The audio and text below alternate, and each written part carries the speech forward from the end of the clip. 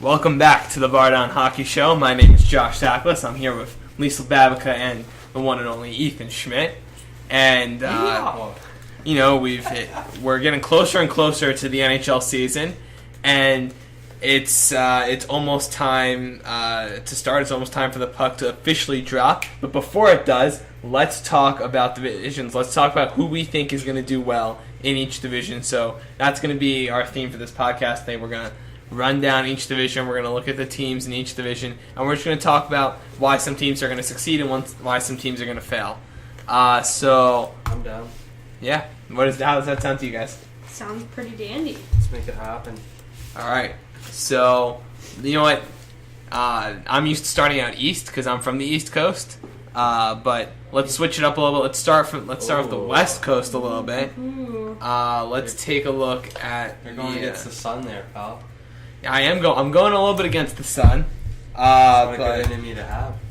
Let's start with the westernmost division. Let's start with the Pacific division.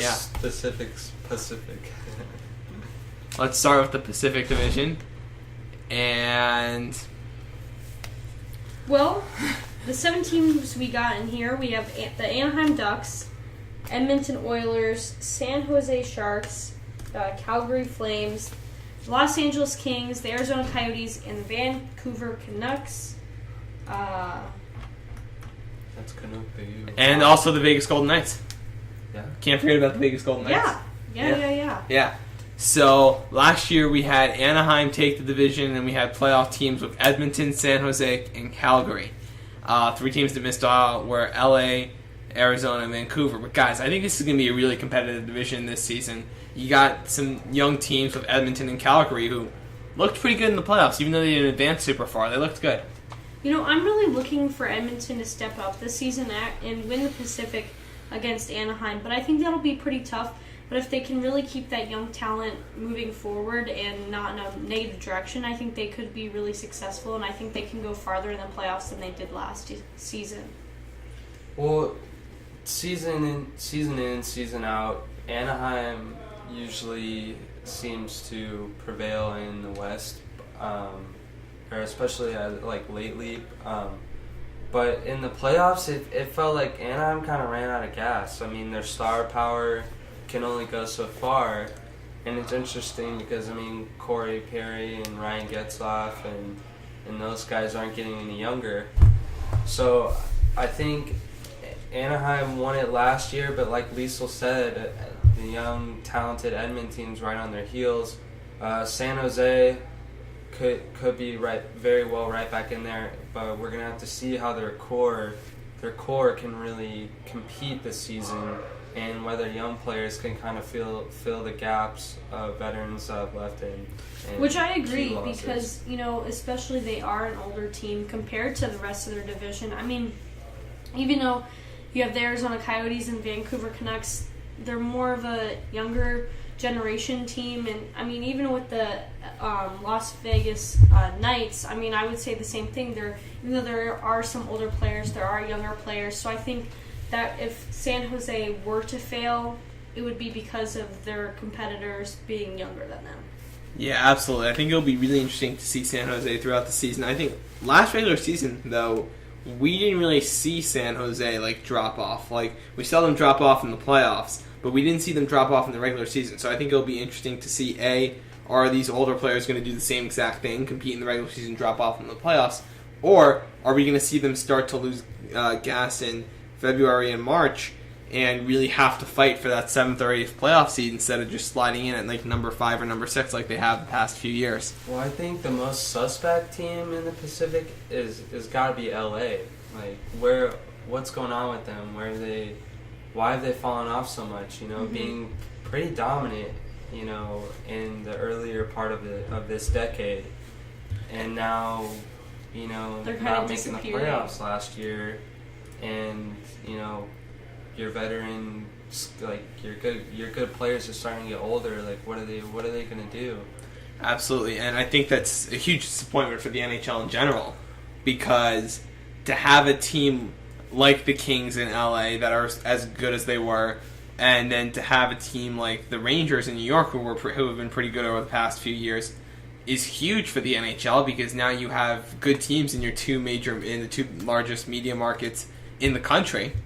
If LA drops off, that's a huge hit for the league because it's not like the NHL is thriving. It's not like they can afford to lose one of their markets where the NFL, they put the Rams in LA. They can afford to do that. The NHL is not in those same shoes. No, they really aren't. And I think that would kind of progress. I mean, last year when I went to the LA Kings game and the New York Islanders game, and there was the dynamic of fans in Staples Center is very different than most arenas.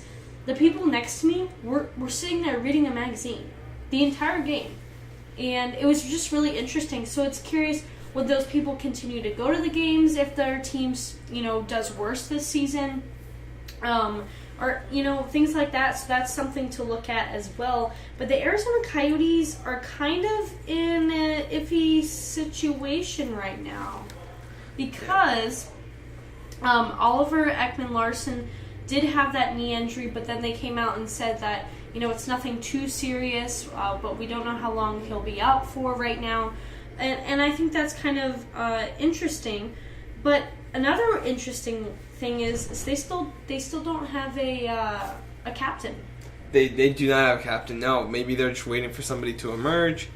I don't know what the Coyotes' thinking there is, but I think it'll be interesting to see who they decide to name as their captain and how much care. Stefan coming over from New York. It might be most likely. Or do they want to give it to a young player? And have him grow with the franchise. And that's kind of a hard thing, especially with Stefan.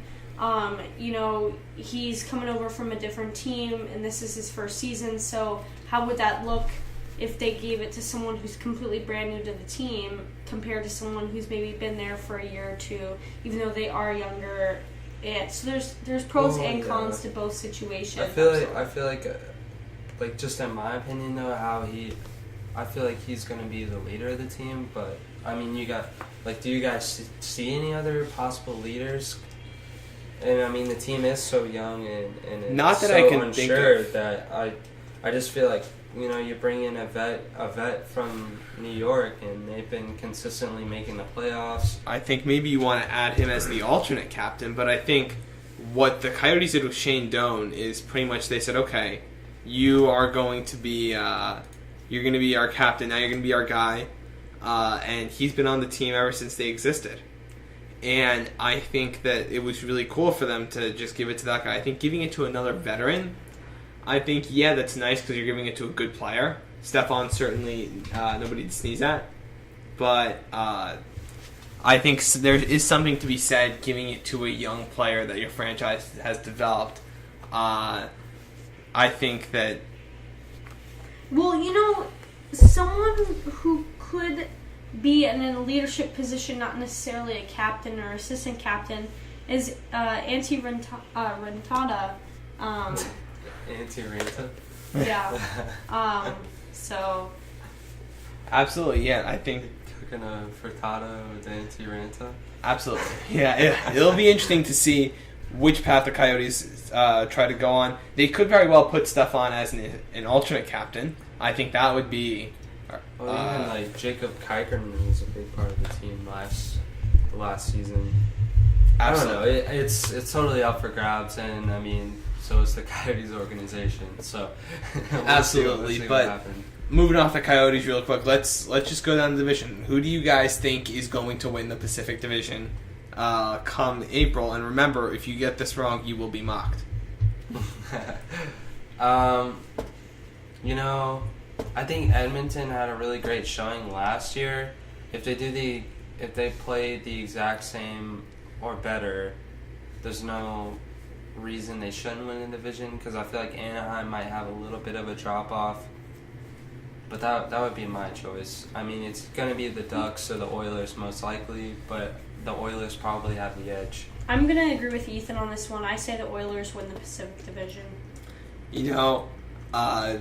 Just to, incite a little bit of conflict here, I'm not going to go with the Oilers. I'm going to go with the real dark horse here. I'm going to go with the Calgary Flames. It's not a bad pick, honestly. No. It's not, and I do see why you guys picked the Oilers. They only finished 2 points behind the Ducks for the division. But Calgary, they're a growing team. They've added some pieces in the offseason. They have some guys that have had recently good seasons. And obviously it's impossible for a team in any sport to stay completely healthy. But if they can stay relatively healthy, get some good seasons out of some key players, and maybe catch fire a little bit toward the middle of the season, toward the end of the season, go on a nice winning streak, I think winning the Pacific Division is certainly in the Flames' realm of possibility, and I think they can absolutely do it. And I think that would be a huge statement for them to make, and I think it would be a huge win for Canadian hockey. I would agree. I would agree with the Canadian thing. I mean, I really like what Johnny Gaudreau does for that team, and if you have a player like him, I mean, anything's possible. And the Calgary Flames finally started to compete again. They've been on a roller coaster ride as a franchise, and I think with young talent and getting those pieces that you're talking about, Josh, that they can only go up. I don't see them getting any worse. 94 points last season, making the playoffs, and I think they can make the first round again and at least avoid a sweep. Absolutely, yeah. Well, more interesting on the Western side is the Central Division. I think Ethan's Nashville Predators are in that division, along with the Chicago Blackhawks, Minnesota Wild, St. Louis Blues, Winnipeg Jets, Dallas Stars, and Colorado Avalanche. What are our thoughts here, kids? So, I think this is a very interesting division to look at. I think right off the bat, if we're talking playoffs, we can eliminate the playoffs. We can eliminate the Avalanche right off the bat. They haven't done anything to make themselves really significantly better for this season. And they already have their issues with Duchesne. They already have their issues. The Stars have done a little bit better, but I don't think they're going to be good enough to compete for the playoffs in this division. And the Jets, I think, again, they just kind of stood pat during the offseason. They didn't really make any big moves. Patrick Lane, though. They do have Patrick Lane, but I think it'll be interesting to see. I think one of the most interesting things about this division is just looking at the top 4 teams: Blackhawks, Wild, Blues, and Predators. You have the defending Western Conference champions in the Predators. They're going to certainly be in the race to win not only the division, but possibly the conference. You have the St. Louis Blues, who, again, don't sleep on the Blues. It was surprising to many people that the Blues actually finished so high in the Central Division. Well, the Blues have a really good core, and they have a lot of depth, and they just compete in games that they should. They go out and they win games. They play like a good style of hockey. I think the thing about the Blues is that they'll win every game you expect them to win, and they might not win the games that they're playing. They should win, like playing good teams like the Oilers, playing like the Wild necessarily, who were a little bit better than them last year. Maybe they'll lose those games, but I think that because they win the games they need to win, and they win the games they're supposed to win, they won't drop a game against the Coyotes. They won't drop a game against the Golden Knights, or at least they'll force it into overtime and get a point out of it. That's what makes the Blues great. I think out of this division, the biggest drop for me is going to be the Chicago Blackhawks. I don't see them finishing in first this year. I really don't. I don't think so either. I think they're, after that sweep last year from the Ethan's Predators there, I honestly think that was an embarrassment to them. And it was... where do you go from that? You finish with 109 points and you get swept in the first round of playoffs. What do you even do with that? That's just embarrassing. The only thing you can do is move on from that and try and hope that your players are veteran enough to not let that affect them this year. I think that the Blackhawks are in trouble, though. We've talked about their salary cap issues in the past. We haven't dove into it as much, or too much. But they do have some salary cap issues, and I think because of that, their window is closing. Their farm system is pretty barren. So once some of these their X factors, maybe not their stars won't go to free agency, but some of their X factors are going to go to free agency. Well, yeah, and Panarin went to Columbus. And that's going to hurt. That was a big piece of their offensive puzzle, and he goes to Columbus. And it's like the little pieces, like you said, in the puzzle. And when you start having people drop off, that can really hurt them in the long run. And if they don't have anybody who's in those barn leagues, I mean, what are you doing? Absolutely, it's like the Seahawks defense. Like they were so dominant in like 2012, 2013, but then free agency hit. They didn't lose anybody big. They didn't lose like Richard Sherman. They didn't lose like Earl Thomas, but they lost little pieces. They lost their defensive coordinator. And that hurts. It hurts. And a lot of people, I think, are more concerned about the stars on the team. But in reality, it doesn't matter. If you don't have little pieces to fit around the stars, your team will not be successful. And just look at the Islanders. They have Tavares. They have one of the biggest stars in the game. But, again, they don't have the little pieces. They don't have the surrounding pieces to surround Tavares. And that's why the Islanders are in somewhat turmoil right now. But getting back to the Central Division. What do you think about your Predators, Ethan? Yeah. Well, Nashville's going to be without Ryan Ellis for the first few months of the season. He had surgery over the off season. Because he tore his ACL, correct? Or it was something with his knee, right? Let me fact check that real quick. But sorry, just in general, I think that Nashville is going to be right where they left off. PK Subban's got the team in high spirits all the time, and you have youngsters Kevin Fiala put on a filthy dangle in a preseason game, and it just showed he broke his leg in that series against St. Louis in the second round last year, but it just shows he's right back and he's got talent. And then you have Philip Forsberg, Victor Arvidsson, and Ryan Johansson, the Jofa line. The Predators have so much talent, and then Pekka Rinne, your veteran goaltender, in net, it's just kind of, they're pretty scary again, to say the least. Yeah. I think the advantage for the Predators and for the Penguins, that is, these two teams, they figured it out. They know what worked last year. They got them to the Stanley Cup Finals, which from a coaching standpoint, I think if you get your team to the championship, it really comes down to just players and just puck luck and who has the better players at that point. From a coaching standpoint, you get your team to the finals. As long as you don't make any huge blunders, you're fine. And I think that was the case for the Predators and the Penguins. Both coaches got their teams to the Stanley Cup Finals, and they did that. So I think that's a huge advantage for the Predators because they say, okay, this worked last year. We're going to come into the season trying to do this. The same thing. Maybe they'll have to make adjustments.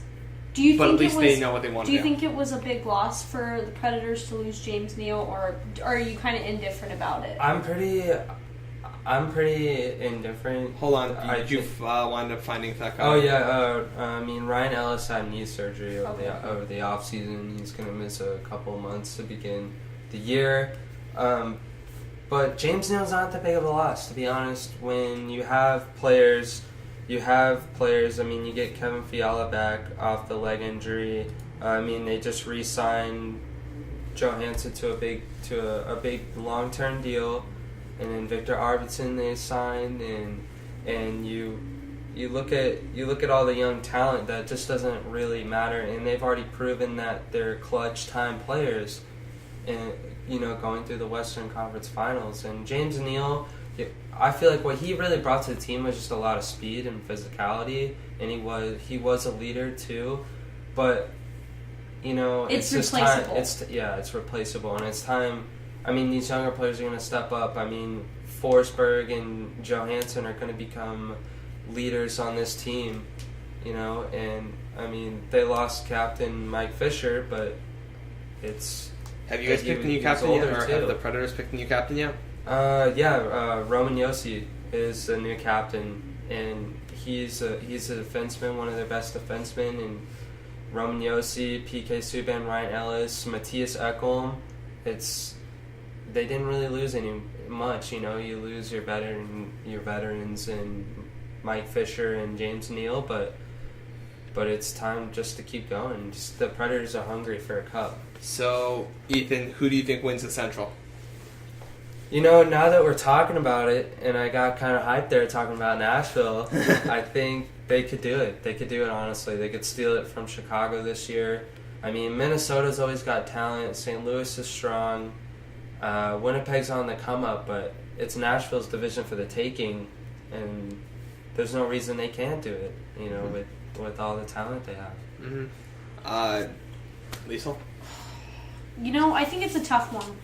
I could see the Predators really pulling out one, but I think I'm going to go with the St. Louis Blues. I say they pull out the division.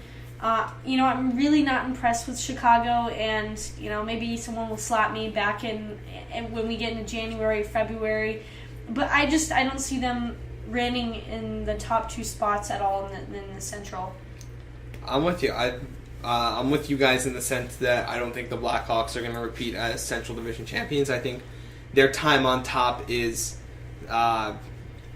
ending. I don't think they're going to miss the playoffs, but I just don't think they're going to be on top right now. I don't think they'll miss the playoffs. I think it's going to be a dogfight. I think it's going to be between mainly Minnesota and Nashville. I think St. Louis might poke their head out every once in a while and remind everybody that they're still in the race, but it's mainly going to be between Minnesota and Nashville. I think it's going to be a toss-up, but I think it's going to go to Minnesota, and I think we might see those teams meet in the second round of the playoffs, or even the Western Conference Finals, the Wild and the Predators, that is. I think those are 2 of the best teams in the Western Division. I think Nashville just has to get better on the road this upcoming season, and it could really change things up for them.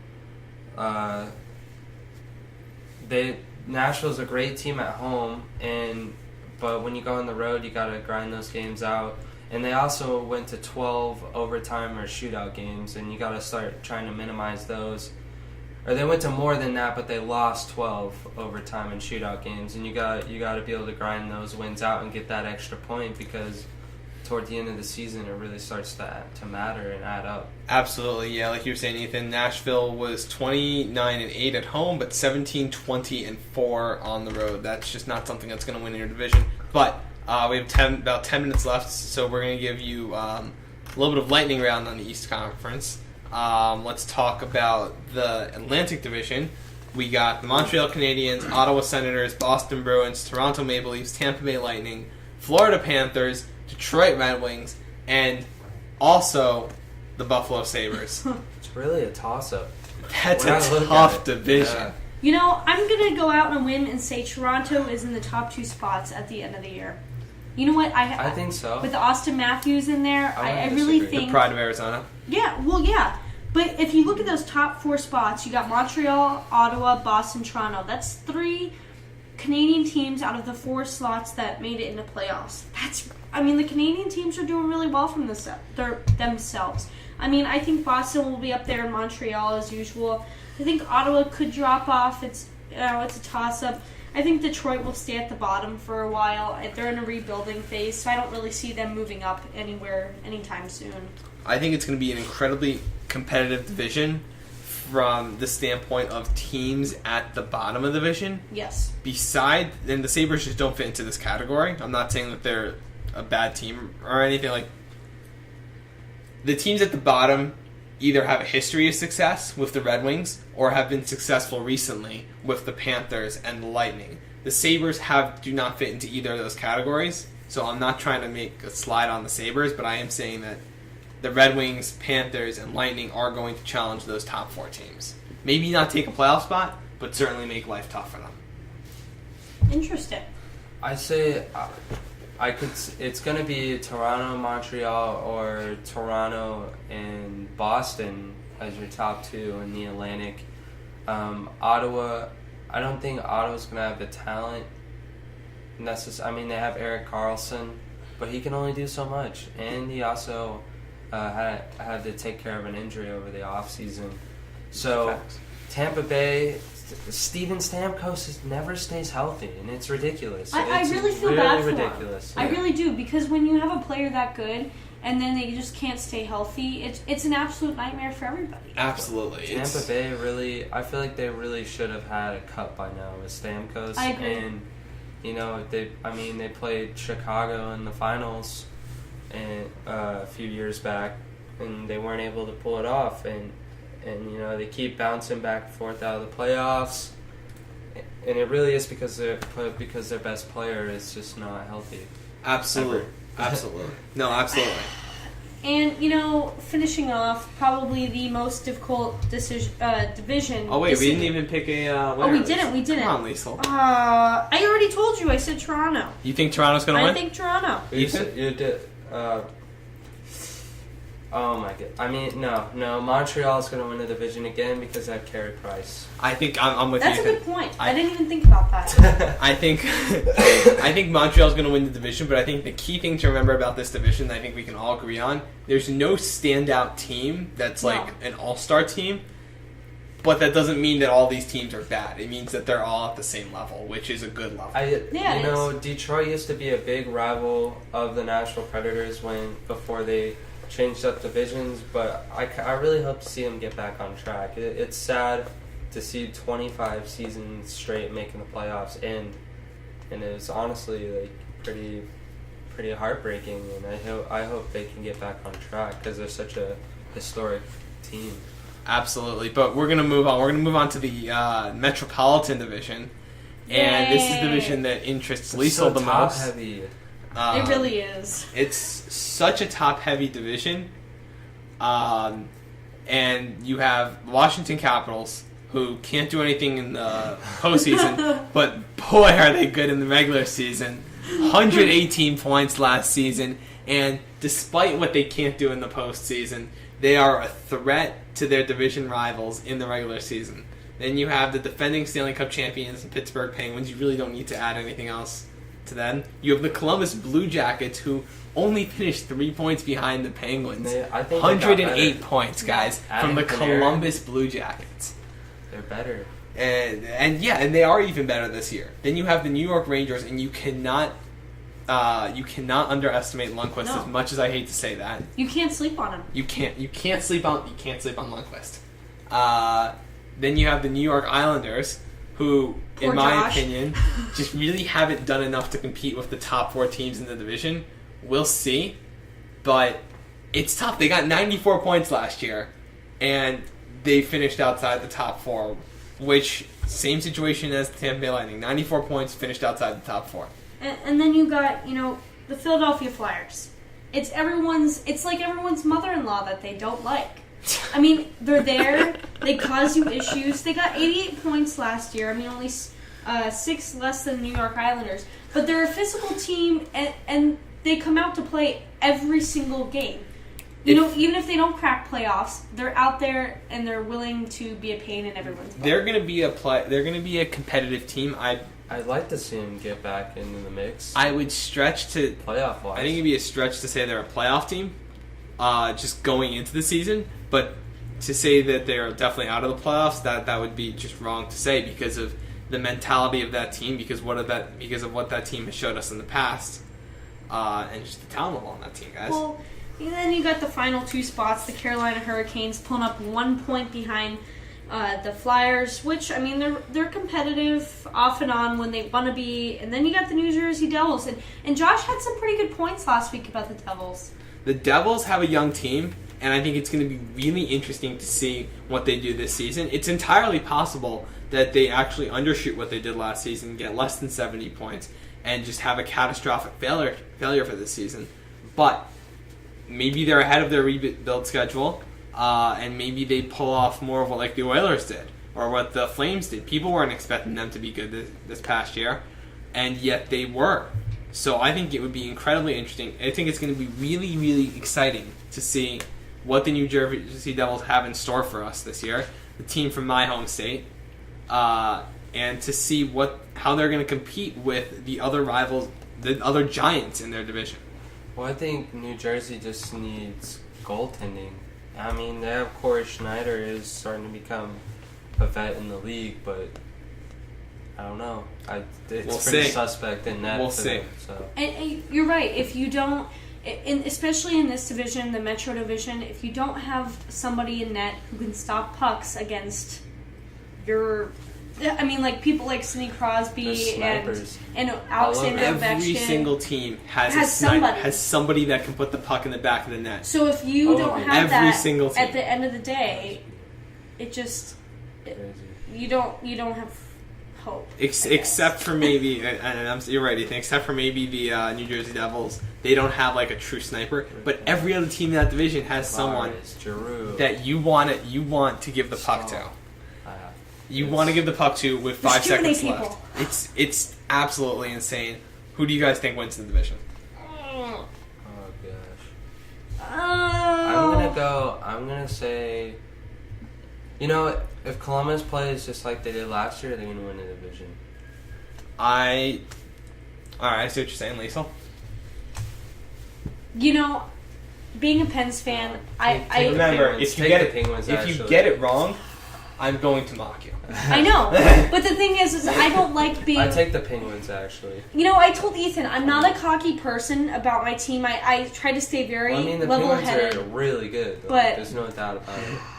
I'm gonna go with either the Penguins or the Blue Jackets. Well, you better pick one. Penguins. I'll go with Penguins. There. Is everyone happy that I made a choice? I'm happy that you made a choice, but I can't believe you guys bet against the defending regular season champs. The best regular season team. They're gonna fall off this year, man. They always do, Josh. What did I say last year? They're always terrible in the playoffs. You guys are forgetting that they're always terrible in the playoffs. The regular season is their championship. If we were in Europe... Yeah, but I just don't see, we're not. I don't see them being better than Pittsburgh again. Do you really think so? Me and Ethan are agreeing on something. High five. I don't think you bet against the Washington Capitals in the regular season. I think Crosby, Malkin... We'll see.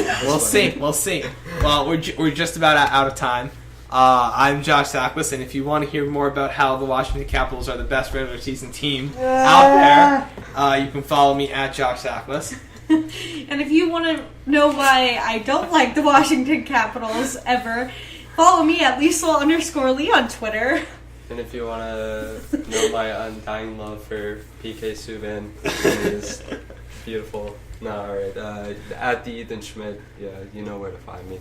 Alright, and this has been Bar Down Hockey.